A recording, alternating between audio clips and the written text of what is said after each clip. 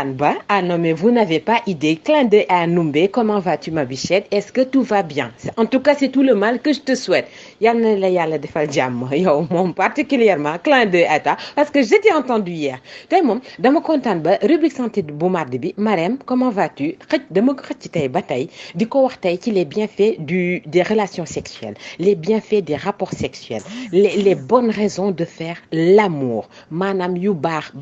yi ci katante laalante dëggante daqaarante baax yi ci mbir moomu moom lay waxtaanee tey jii muy améliorer sunu santé lu ñuy wax santé physique ak santé mentale santé physique maanaam sunu jëmm ji santé mentale li ci sunu biir bopp bi xam naa ne xam ngeen ko mais man sama wax moo demee noonu damay dugg ci détails yi ba mu gën a leer 1+1 sax ma détaillé ko voilà.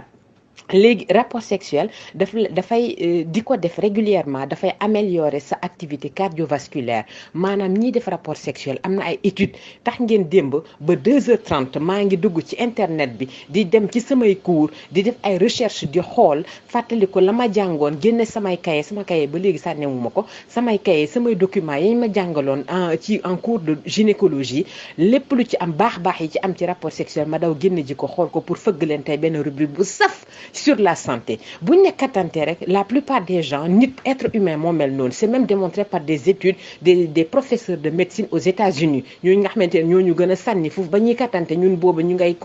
serrer les fesses naan oh non j'ai honte oh non c'est pas bien oh non c'est trop mal vu non kattante moo tax yàlla wàcce ñu ci kaw suuf kattante moo tax ñun ñu juddu kattante moo tax suñuy doom di juddu peut-être baat bi loo ñaawal mu ñaaw ci àdduna laalante daqarante tëdd sëyi voilà yooyu yëpp ay c'est des mots buñ ko ñaawalee rek mu ñaaw donc loolu moo ñu bàyyi ci kaw suuf balaa nga ko doon xam nga sëyee góor mu daan mën ba xëy suba mënatul sexuellement parlant ah bah écoute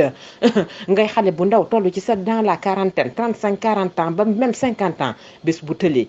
waxuma dem bàyyi ko fa sax waaye de est-ce que tu vas pas taper le chauffeur wala dem keneen di la soosal ci sunu yaram la bokk ci sunu dund la bokk on est conçu pour ça loolu moo tax ñu juddu te bu amutoon kon duñ juddu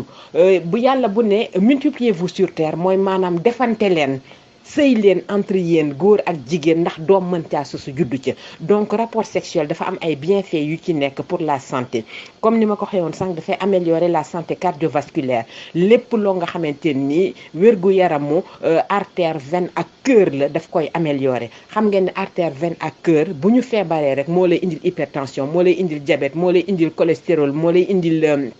insuffisance cardiaque moo lay indil insuffisance rénale donc pour éviter yooyu noonu di sëy di laalante régulièrement dafa baax parce que rapport sexuel bi ñooñu professeur yu mag yooyu ci wàllu santé bi ñu gëstoo saytu dañu gis ne le fait de faire des rapports sexuels dañ ko allier ak le fait de faire du sport c'est comme du sport parce que le rythme cardiaque est beaucoup plus intense quand tu fais des rapports sexuels que quand tu cours comme ça dans les rues ou bien dans la forêt parce que rythme bi ngay am il y a un rythme cardiaque et un rythme émotionnel associer les deux ça fait du baume au cœur dafa baax ci yaram te góor ñi nga xamante ni dañuy faral di éjaculer minimum 21 fois dans le mois 21 fois dans le mois góor gu koy éjaculer dina la éviter bu baax reculer la bu baax cancer de la prostate umpalewu leen ni mu ngi commencer à partir de la cinquantaine maanaam sa prostate bi xëy suba di mënatul pourquoi prostate intéressé ñu parce que prostate ci góor mooy li bokk 70% du sperme mooy ndox mu baax moomu ndox moom nga xamante ne bu ñuy màcc di fellation dañuy naan ndox moomu dafay rafetal teint entre guillemets bu kenn ne c'est dégueulasse oh c'est sale non c'est pas dégueulasse c'est pas sale ci doomu aadama la jógee kon xale bi namp suñu ween bi c'est dégueulasse meew mi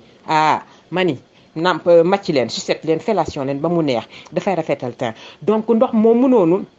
di sperme 70% wu sperme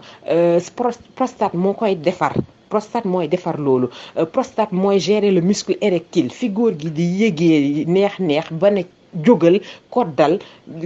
mbir mi ne jot du jóg mu am envie am fu mu ko dugal daaneelee foofu loolu prostate bi moo koy def te bu prostate bi feebaree góor ga dootul mën jógal kon dee leen laalanteeg seen jëkkër yi dee leen laalanteeg seen waay yi ndax ngeen mën a protéger seen prostate pour mu mën a gën a durer lu yàgg bu ñu am feebaru prostate.